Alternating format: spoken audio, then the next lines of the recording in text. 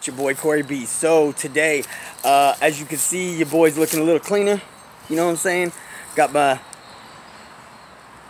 Went to my man at Skinny's, my man Matt, and cleaned me up real good. Give me a clean fade right here. Woo! Yeah, your boy's looking fly. I was looking a bit scraggly. It's been a hot minute since I got trimmed up. You know, with the pandemic going on, then they shut down barbershops for a little while. Then after they opened things back up, there was an outbreak at Kimberly's job, so I kind of just tried to be cautious, and while she was dealing with that, I tried to just keep myself distance from everybody and try not to take any chances of spreading any germs or things like that. Just try to be respectful and courteous to other people and show my love in that way, you know what I'm saying? And then, the boys have been at home with me, and, me going into the barbershop with both my boys, that's a whole thing.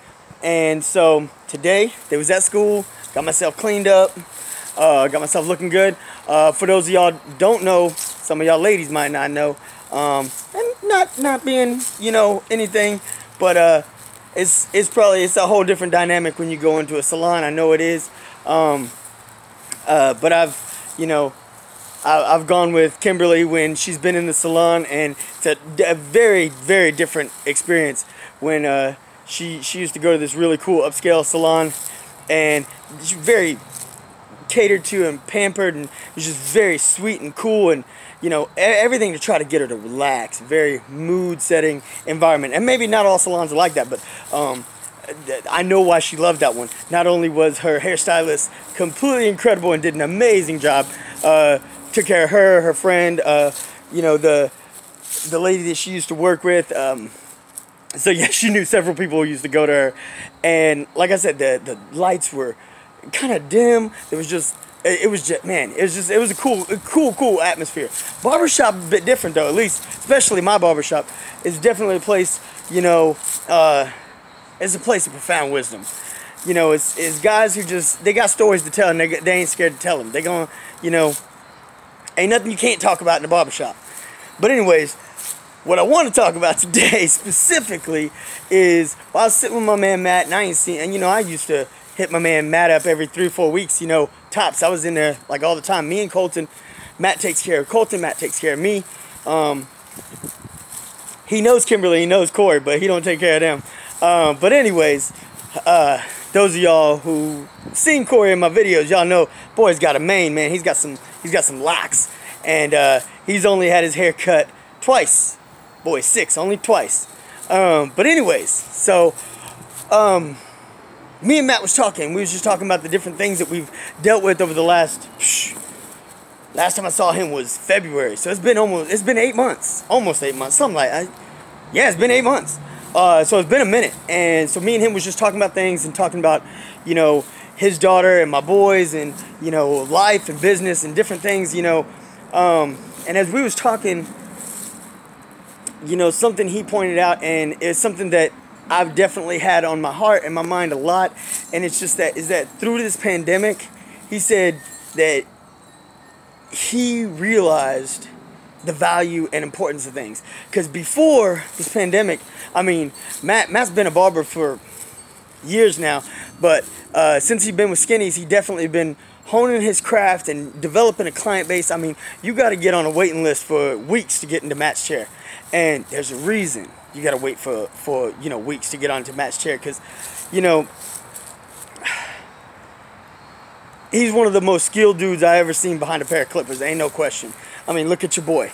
I mean, you know what I'm saying. But anyways, he was just telling me he was doing all this. He would literally show up to the barbershop, sometimes an hour and a half, 2 hours before they would open, because he had so many people in line to get a haircut that he was scheduling people before hours. He was scheduling people after hours. He was just like, he just had it like that, and he was just hustling. And his daughter's 3. And, y'all know me, I got an older daughter, and I got my 2 little boys, Corey and Colton, are 5 and 6 now.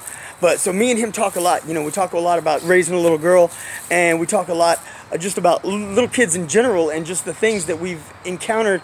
And I mean, he's a barber, he's got a different skill set and a different craft than I do, but we're both developing a client base, we're both developing our business, we're developing our name for ourselves and really getting ourselves out there here in Austin, Texas. And and that being said, we always share a lot, and I really got a lot of love and respect for the boy, and he's a great man, a great barber, and a cool all-around dude and a level-headed dad.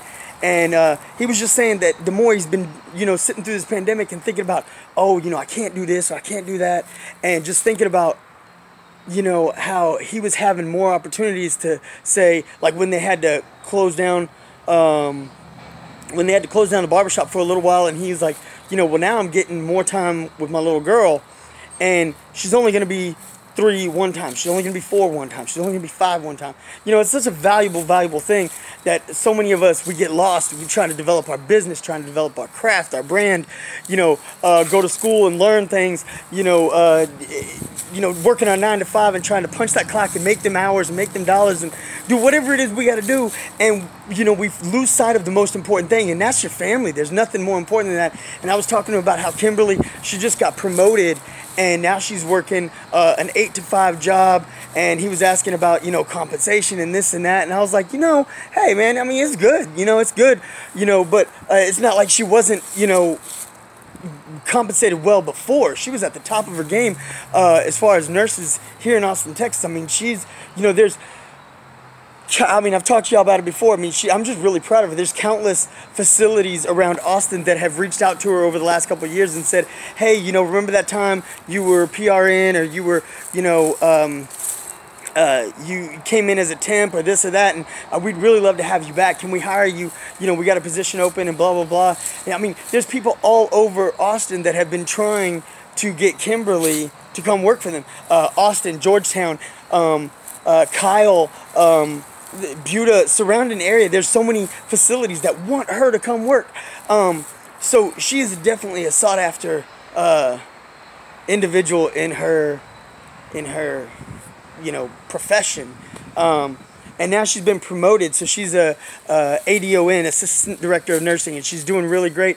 And the compensation, is great. It's good, absolutely. But, most importantly, not just getting the accolade of being a ADON and like moving up and being able to put that on her resume, but now she's getting more time with us. She's coming home at 5 o'clock.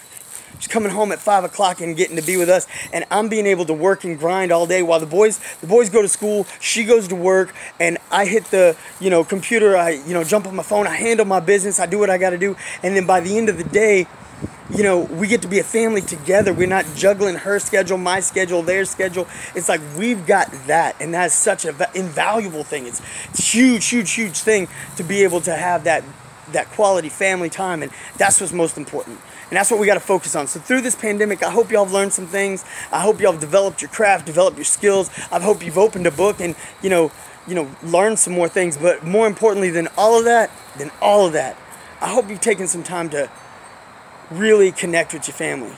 And you don't got to be there with them to connect with them. My boy David, I love you, bro. My boy Garrett, I love you, man. Jason, man, my brother Jason, my brother Pancho. I mean, I can sit here and list several people. My boy Nick from high school. I mean, I have connected on a deeper level with people. Like I said, David calls me on a regular basis before this pandemic. I mean, he lives 5 hours away, but before this pandemic, we'd talk like once every couple of months. We've known each other since middle school, but every couple of months. But since this pandemic, I'm hearing from him once a week, because it's something inside of us. We know that we need that connection. We know that we need each other. We know we need family. Jason, my brother, is texting me. He's calling me. We're staying as connected as we can. He's got a busy work right now, so we don't get to talk all the time, but I get text message. I get him to hit me up on social media, whatever. He's constantly staying connected with me. I'm feeling that connection with my family and with the people that love me. And me and Kimberly and me and these boys, we connecting deeper every day. Every single day we're getting deeper. We're getting more connected to God, more connected to each other, and I hope y'all are doing the same. So I want to encourage y'all, do that. Connect with your family. Love each other. Show each other you love each other. Find that time. It don't matter if you across the country, you socially distance, or whatever you're doing. We all got a smartphone at the tip of our fingers. Get connected. Stay connected. Talk to them. Love them. Show them you're there. Alright. Time is a precious thing. Don't waste it. Alright, I got nothing but love and respect for y'all. Y'all make sure y'all ding that bell and get your notifications. If you haven't subscribed yet, you better. And give your boy a like. Alright, show me some love. Show me some love just like you're going to show each other some love. And if y'all in Austin area and y'all need get crisped up, you know, whoo, hit up Skinny's Barbershop. Alright, I'm going to talk to y'all later. Love, peace, I'm out.